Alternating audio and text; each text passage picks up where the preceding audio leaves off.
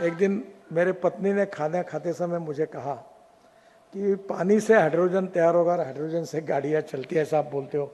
मैंने सुना यूट्यूब पर। अब मेरा ही विश्वास नहीं बैठता तो दुनिया का क्या विश्वास आपके ऊपर बैठने। तो मैंने तुरंत उसी समय विक्रम किर्लोस्कर को फ़ोन किया और मैंने कहा ये हाइड्रोजन वाली गाड़ी मुझे चाहिए। बोले नितिन जी ये तो यहाँ नहीं बनती। मतलब कहाँ बनती क्या बनती मुझे मालूम नहीं, तुम लाओ। 14 साल ये जो अनेक, मैं ब्राज़ील में अटल बिहारी वाजपेयी जी ने जब मुझे भेजा था राम नाईक जी के साथ, तब देख के आया। बताते बताते मेरी 15-20 साल की तो जिंदगी इसको मार्केटिंग करने में और कन्विंस करने में चली गई। आने वाले समय में इकोनॉमिक वायबिलिटी के हिसाब से बहुत अच्छा फ्यूचर है। मैं 2004 से बोल रहा हूँ।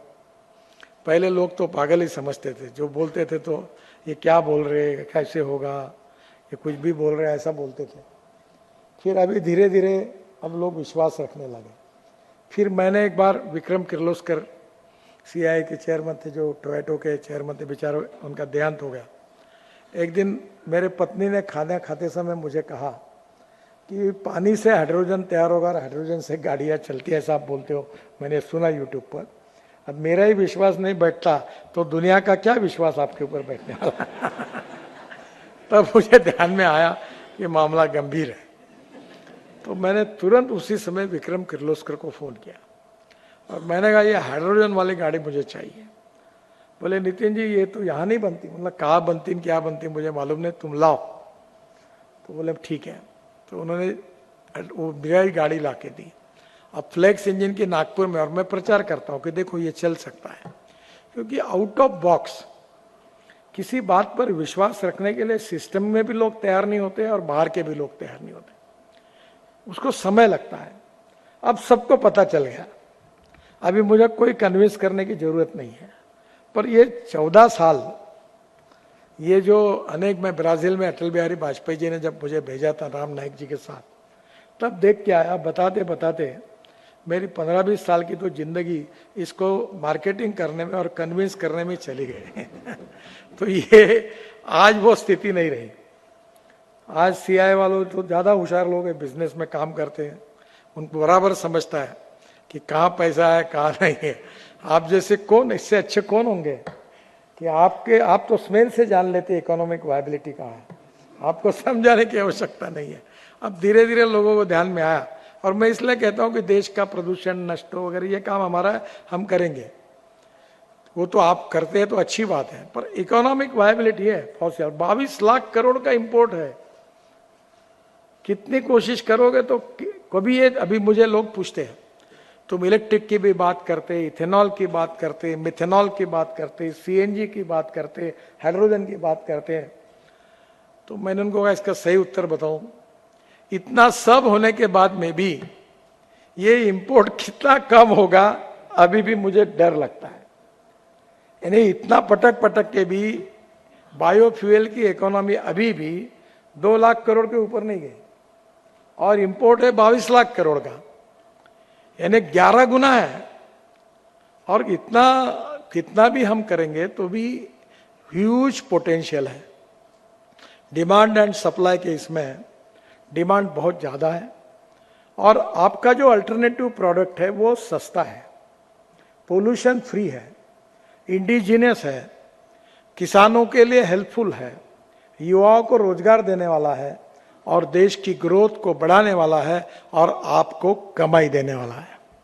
तो ये मुझे लगता है ये विन विन सिचुएशन है। और इसलिए अलग अलग इसमें 3 सेक्टर में आप इसका थोड़ा और डिटेल अध्ययन करिए। आज आप जैसे बायोफ्यूल पे किया है, पहली बात आप ट्रांसपोर्ट ऑफ बायोमास, इसी पे एक बार बहुत अच्छी तरीके से लोगों को बुलाइए ताकि हमारे देश में rice straw, cotton straw, wheat straw, soybean straw, bagasse, इसका अभी बगास से हम लोग बिजली तैयार करते हैं, पैसे ही नहीं मिलते। स्टेट गवर्नमेंट में 3-3 महीने पैसे नहीं मिलते। इधर तो सीएनजी बना, पंप पे गया, तुरंत मिल जाएगा। मेरी आग्रह पर महिंद्रा ने सीएनजी का ट्रैक्टर बनाया। वो जो अभी ट्रैक्टर में हमारे यूरो 6 के इमिशन नॉर्म्स लागू करना कि नहीं करना, मेरे पास फाइल पड़ी है। ये सब लोग आए मेरे पास, ट्रैक्टर कंपनी वाले, साहब ये करोगे तो ट्रैक्टर लाख सवा लाख रुपए से महंगा हो जाएगा।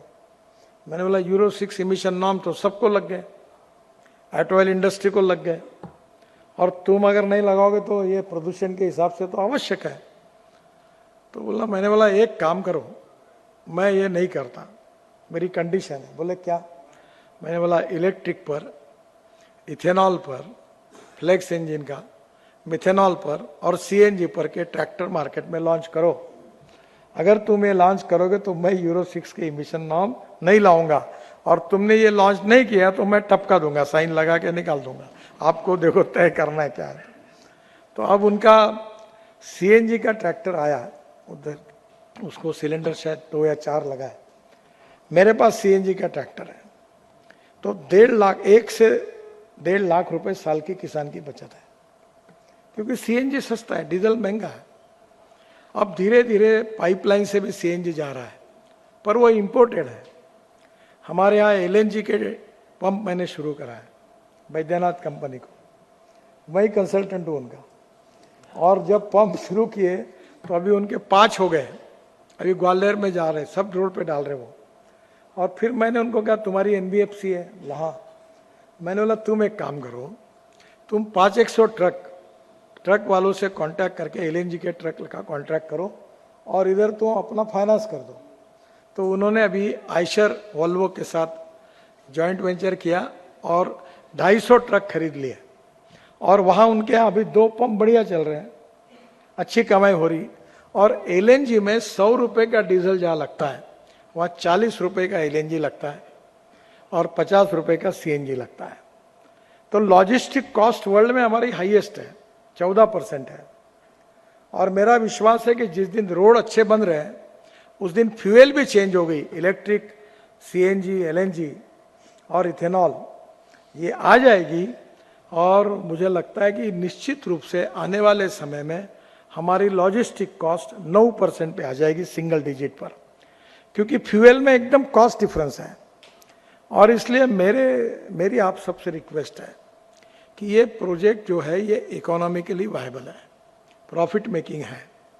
ये बात अलग है कि देश के प्रदूषण को कम करता है, किसानों को फायदा करता है, ये सब बातें हैं, ये हमारे लिए भी महत्वपूर्ण, आपके लिए भी है। पर अगर जब ये प्रॉफिट मेकिंग है तो आप इन्वेस्टमेंट के लिए क्यों हेजिटेट करते हो? श्रेष्ठ उत्तराखंड पर खबरों से जुड़े रहने के लिए चैनल को सब्सक्राइब और लाइक करें, बेल आइकन दबाएं और देखते रहें श्रेष्ठ उत्तराखंड।